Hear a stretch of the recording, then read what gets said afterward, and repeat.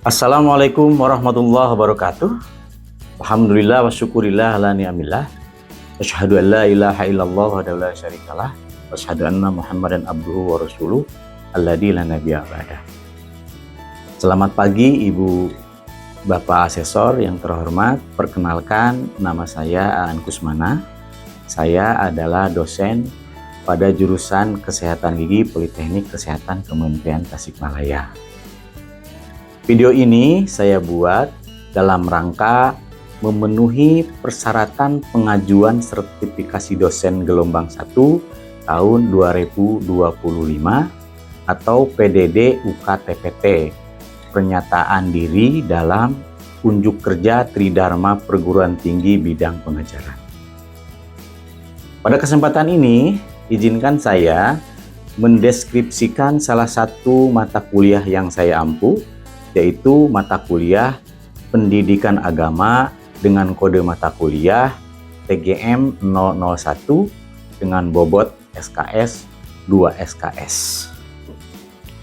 Mata kuliah ini merupakan mata kuliah wajib bagi mahasiswa D4 terapis gigi semester 1. Dalam proses pembelajarannya, saya menggunakan sistem pendekatan DII atau Delivery, Interaction, and Assessment yang dilaksanakan secara online ataupun offline. Mata kuliah ini penting dan wajib diikuti karena pendidikan agama berperan dalam membentuk karakter, moral, dan spiritualitas mahasiswa serta memberikan landasan keimanan dan ketakwaan. Selain itu, pendidikan agama membantu mahasiswa memahami ajaran agama serta mau mengamalkannya dalam kehidupan sehari-hari dan insya Allah berkontribusi bagi kehidupan masyarakat. Selanjutnya, setelah mengikuti mata kuliah ini, diharapkan mahasiswa mampu pertama, memahami filsafat ketuhanan. Yang kedua, memahami hakikat, martabat, dan tanggung jawab sebagai manusia. Yang ketiga, memahami agama sebagai moral atau akhlak mulia. Yang keempat, memahami kewajiban menuntut dan mengamalkan ilmu pengetahuan dan teknologi. Yang kelima, memahami kerukunan antar umat beragama. Yang keenam, memahami peran umat beragama dalam mewujudkan masyarakat yang beradab dan sejahtera. Nomor 7, memahami budaya akademik dan etos kerja.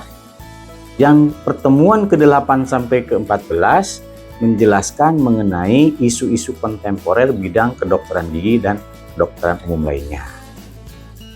Fokus mata ajaran ini membahas tentang nilai-nilai agama yang menyelaraskan dengan penguasaan ilmu pengetahuan dan teknologi serta taat menjalankan ajaran agamanya dalam kehidupan sehari-hari dan dalam memberikan pelayanan perawatan gigi, serta menjadikan agama sebagai landasan etik dan moral dalam melaksanakan pekerjaan keprofesionalannya sebagai seorang terapis gigi dan mulut.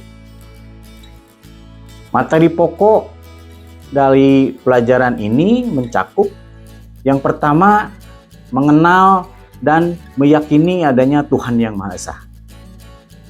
Yang kedua, manusia sebagai khalifah fil ard. Yang ketiga, agama sebagai sumber moral.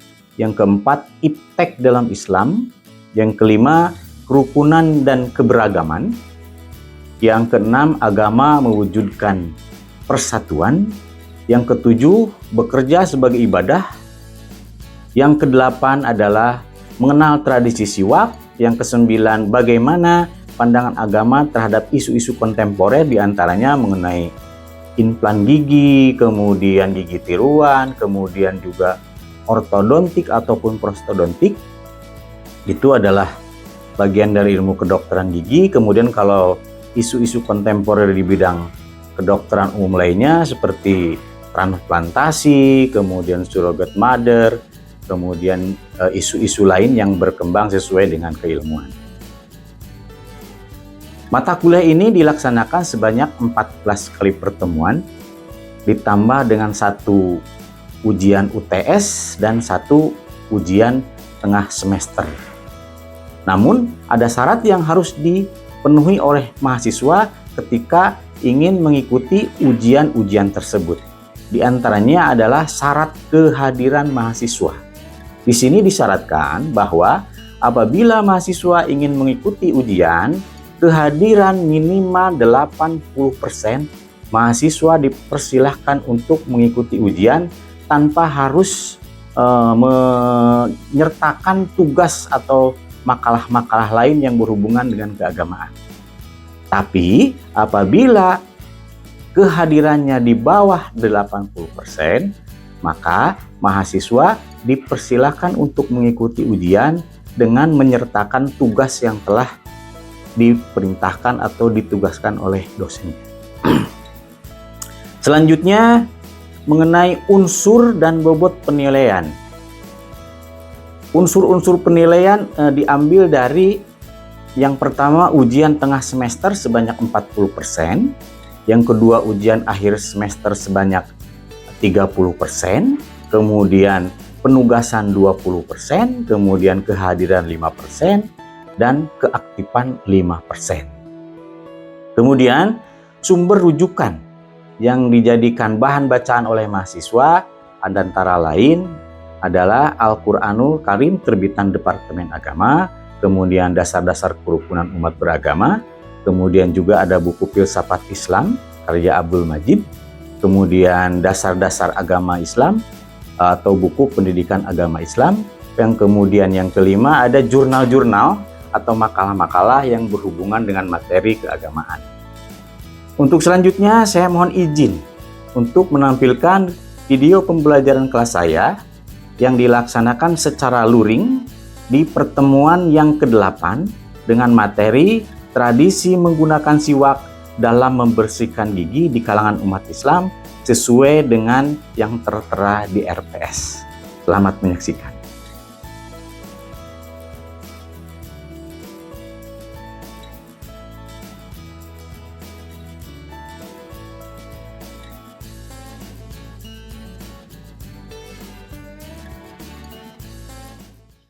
Bismillahirrahmanirrahim. Assalamualaikum warahmatullahi wabarakatuh. Waalaikumsalam warahmatullahi wabarakatuh. Alhamdulillah wa syukurillah ala namillah syahadu an la ilaha illallah wa la syarikalah wa syahadu anna Muhammadan abduhu wa rasuluh. Allahumma sholli ala Muhammad wa ala ali Muhammad kama sholaita ala Ibrahim fil alamin innaka Hamidum Majid. Selamat pagi teman-teman. Pagi. Apa kabarnya? Alhamdulillah. Alhamdulillah atas izin Allah Subhanahu wa taala pada pagi ini kita bisa melaksanakan acara perkuliahan lagi setelah jeda sekitar 2 minggu dari UTS ke UAS. Tapi seperti biasa, sebelum memulai perkuliahan, marilah terlebih dahulu kita memohon perlindungan Allah Subhanahu wa taala. Mudah-mudahan kita diberi kesehatan, kekuatan. Wa ala hadiniya al-Fatihah. Alhamdulillah.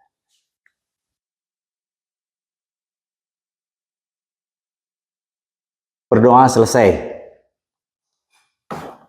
Sebelum lanjut ke materi, terlebih dahulu saya ingin memastikan kehadiran saudara-saudara.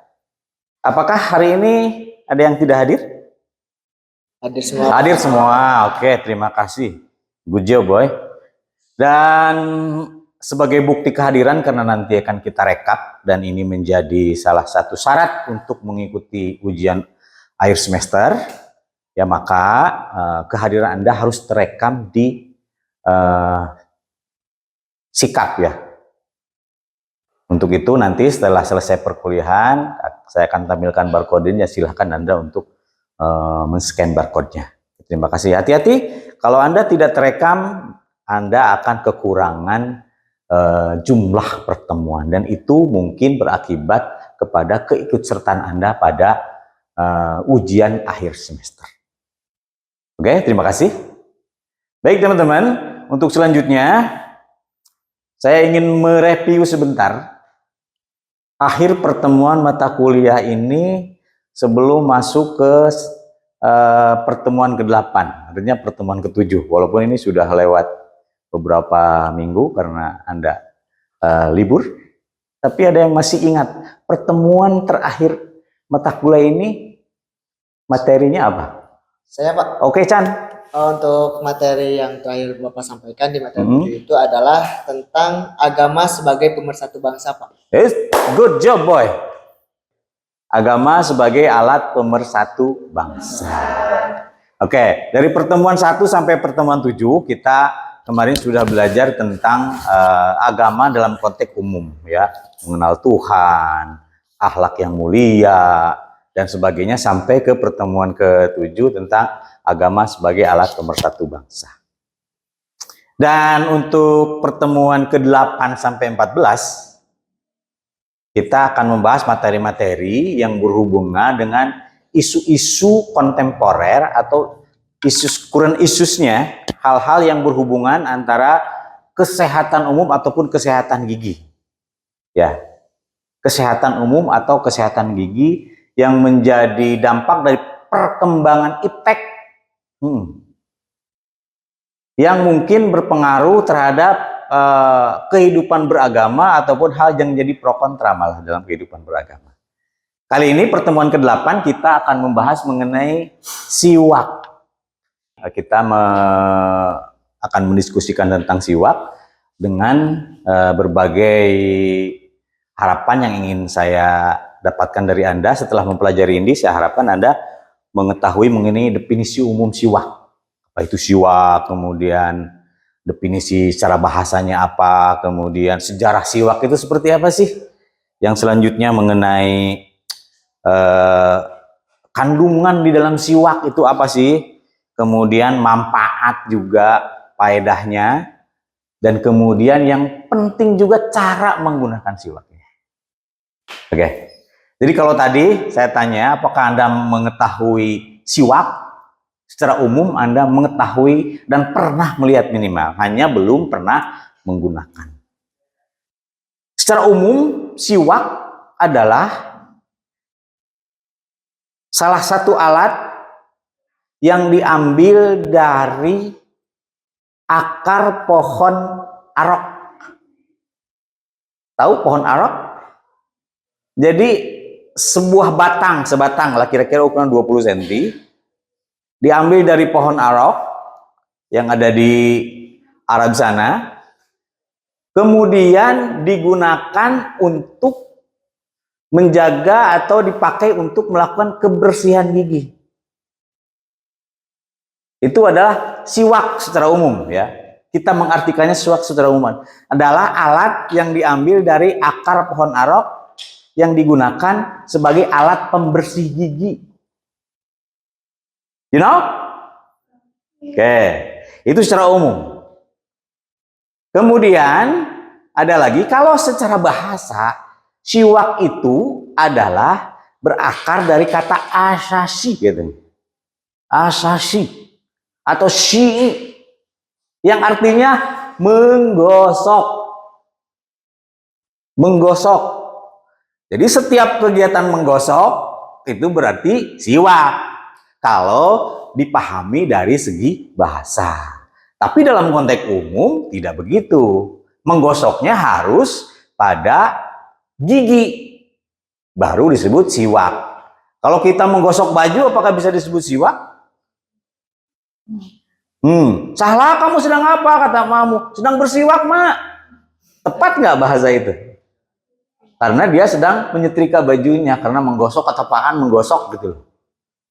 Ya, jadi sekali lagi kalau segi bahasa siwak itu adalah menggosok. Untuk selanjutnya, sejarah siwak. Kapan sih sebenarnya siwak itu digunakan? Apakah siwak itu hadir setelah adanya Islam, atau hadir setelah datangnya Nabi Muhammad, atau siwak itu digunakan sebelum itu? Ada yang pernah baca?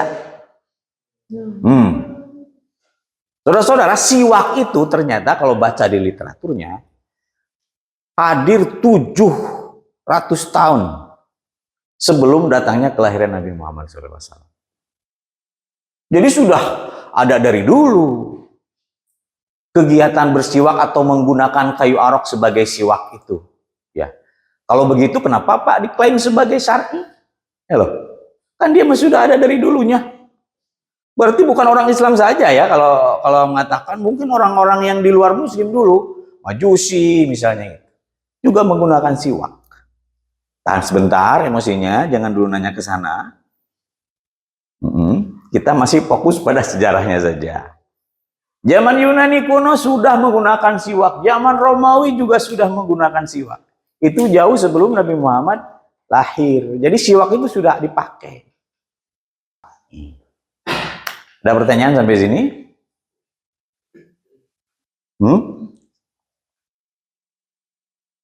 Oke. Izin bertanya, Pak, bagaimana perbandingan dari hasil sikat gigi dan siwak, Pak? Sikat gigi dan siwak. Nah, sebenarnya belum masuk ke passus itu ya. Tapi bolehlah. Nanti mungkin akan kita bahas juga dari sisi hasilnya atau perbandingannya antara menggunakan siwak atau menggunakan sikat gigi. Nah, di sini juga terjadi perdebatan ya. Siwak itu bisa diartikan menggosok gigi, atau yang disebut siwak itu adalah menggosok gigi dengan menggunakan siwak. Yo, makna tekstual atau makna substansialnya. Apakah ketika Yunim? Nandia pagi-pagi mau ke sekolah, kemudian mandi, atau sebelum mandi kadang-kadang kita ya mengambil sikat gigi, kemudian ngasih odol, kemudian melakukan menggosok gigi, itu juga bersiwak, disebut bersiwak. Ayo, itu disebut bersiwak atau bukan? Atau Yurnim? Hikam. Si Hikam ini yang ahli pesantren, dia selalu bawa siwak di sakunya. Kemudian dia menggosokkan sebatang kayu arok itu juga disebut siwak. Ayo. Kalau kita kembali lagi ke makna, dua-duanya memang bersiwak. Makna pertama, makna tekstual, artinya menggosok gigi dengan menggunakan kayu arok, disebut siwak. Yang kedua tadi, dia juga bersiwak. Karena maknanya makna substansial, makna bahasa, menggosok. Jadi dua-duanya bisa dikatakan bersiwak. Cuman tadi pertanyaannya, bagaimana perbandingan hasil menggosok gigi dengan sikat dan menggunakan siwak? Kandungan siwak, ada zat fiber di dalam siwak itu. Fiber apa tahu? Zat yang sangat dibutuhkan oleh tubuh, apalagi dalam proses pencernaan. Fiber mengandung serat. Fiber. Yang kedua ada trimetil amino. Ya. Yang ketiga ada klorid dan fluoride dan silikon. Klor, kalian kan tahu klor? Sudah biasa juga kita fluor. Itu di siwak ada tuh, tanpa harus memasukkannya ke odol, tanpa itu sudah ada fluornya. Fungsinya sebagai apa? Penguat, ya, melapisi.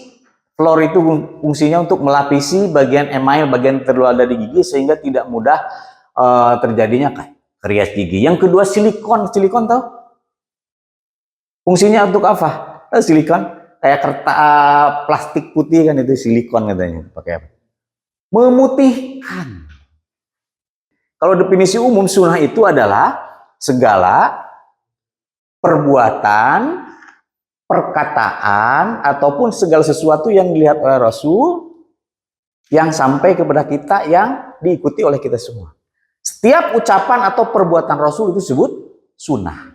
Nah, ini salah satu landasan fundamental dari agama, karena Rasulullah itu ternyata memberikan statement tentang siwak. Maka karena ada statement seperti ini, siwak akhirnya jadi sunnah. Kayak tadi ya, syar'i sunnah akhirnya. Misalnya, ini artinya, andai saja tidak akan memberatkan umatku, katanya gitu, kata Rasulullah SAW. Ini, Apabila Rasulullah SAW bangun malam, beliau menggosok gigi dan mulutnya dengan siwak. Rasulullah kalau malam sebelum tahajud menggosok gigi dulu.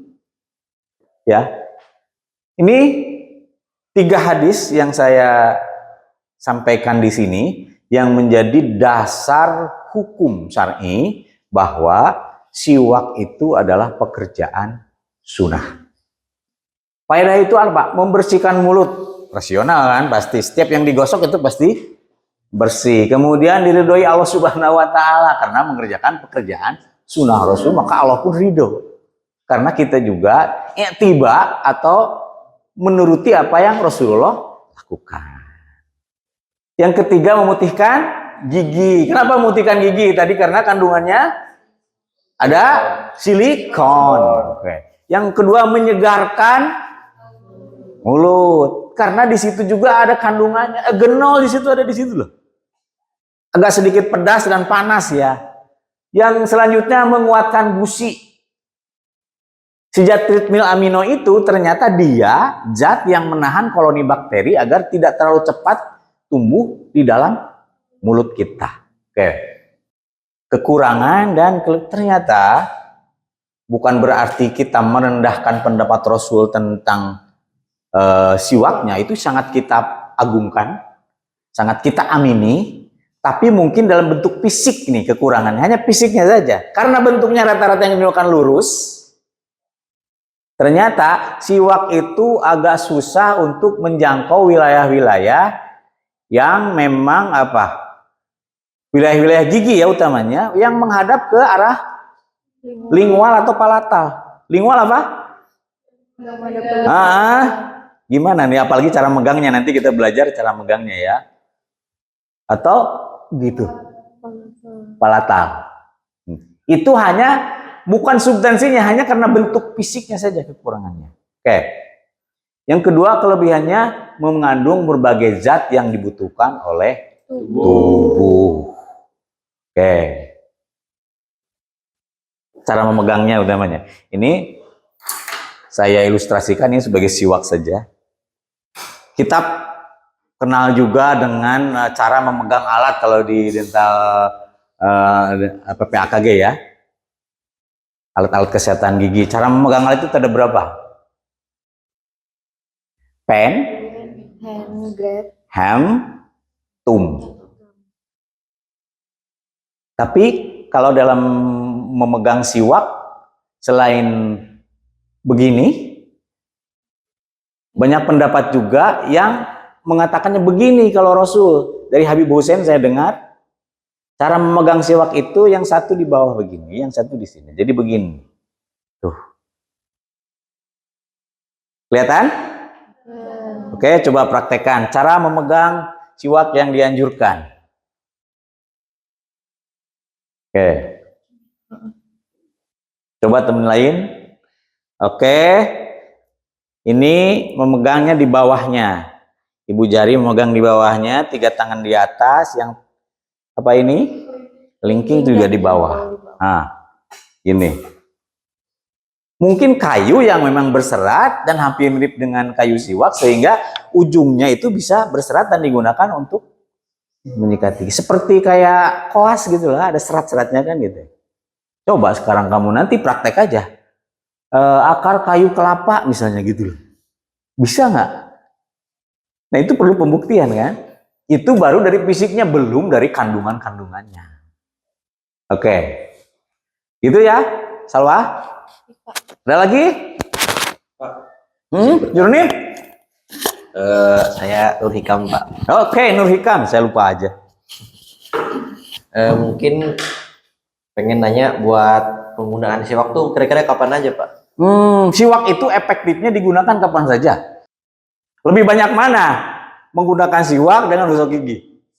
Siwak. Kalau berdasarkan teorinya si Chandra, bahwa waktu yang tepat menggunakan siwak itu ketika akan melakukan sholat. Tepatnya kapan? Ketika akan melakukan sholat. Ketika akan melakukan sholat begini, maksud tekstualnya, atau ketika kita akan sholat secara umum. Karena hati-hati ya, ternyata pemahaman hadis itu, Saudara Chandra, dipahami tekstual. Ketika kita akan melaksanakan sholat itu sebelum Takbir. takbiratul ihram. Kamu suka ngelihat nggak? Ada misalnya kelompok-kelompok tertentu di kalangan umat muslim yang sangat tekstual sekali ketika memahami hadis menggunakan siwak ketika akan sholat. Maksud mereka ketika akan sholat itu adalah ketika berdiri sebelum takbiratul ihram menggunakan dulu siwak. Saya sering loh melihat di sakunya itu menggunakan siwak, kemudian gigi depannya gitu, simpan, Allahu Akbar. Itu pemahaman yang tekstualnya seperti itu. Atau ada juga pemahaman substansial. Ketika kita akan melaksanakan sholat kan ada berbagai hal yang dipersiapkan. Tuh ujung-ujung dari sini dari kelas kamu datang ke masjid langsung sholat kan. Ada hal-hal yang perlu dipersiapkan ketika akan melaksanakan sholat. SOP-nya apa yang paling utama?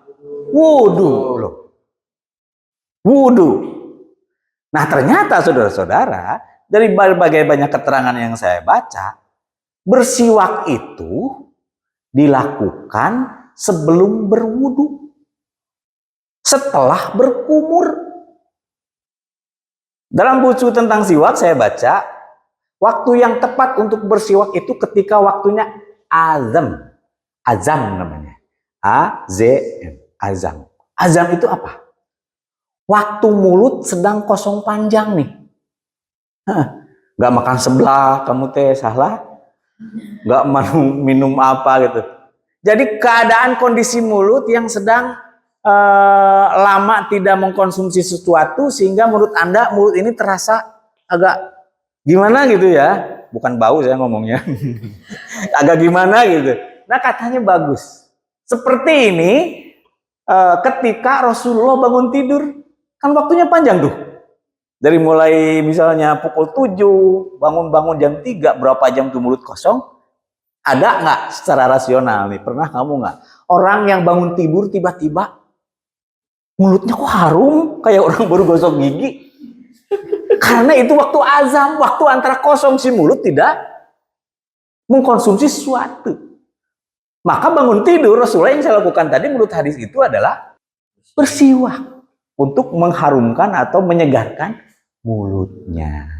Yang kedua, memang waktu yang tepat untuk bersiwak itu ketika mau melaksanakan sholat. Jadi dua poin itu, dua tempat itu adalah waktu yang bagus untuk melaksanakan siwak. Oke, ada pertanyaan lain walaupun menurut kamu masih cukup. Mungkin ada hal-hal yang ingin ditanyakan lagi. Oke, terima kasih kalau begitu. Dan sekali lagi, ini bagian dari mata kuliah ini juga nih. Saya akan buat 5 kelompok. Kemudian dengan tugas yang berbeda nanti. Yang pertama misalnya membandingkan mana yang lebih bagus antara menyikat gigi dengan menggunakan odol dan sikat dengan menggunakan siwak. Kemudian kelompok-kelompok lain lagi nanti dengan tugas-tugas tertentu, dan minggu besok sebelum mata kuliah dilanjutkan kalian akan saya persilakan untuk mempresentasikan hasilnya. Begitu kira-kira pertemuan hari ini. Saudara-saudara, mudah-mudahan apa yang saya sampaikan bermanfaat dan menjadi bahan bagi Anda sebagai kajian akademis ataupun untuk melakukan kegiatan bersiwaknya. Terima kasih atas perhatiannya. Mohon maaf segala kekurangan. Billahi taufiq wal hidayah. Wassalamualaikum warahmatullahi wabarakatuh. Waalaikumsalam warahmatullahi wabarakatuh. Tepuk tangan dong untuk pertemuan kita.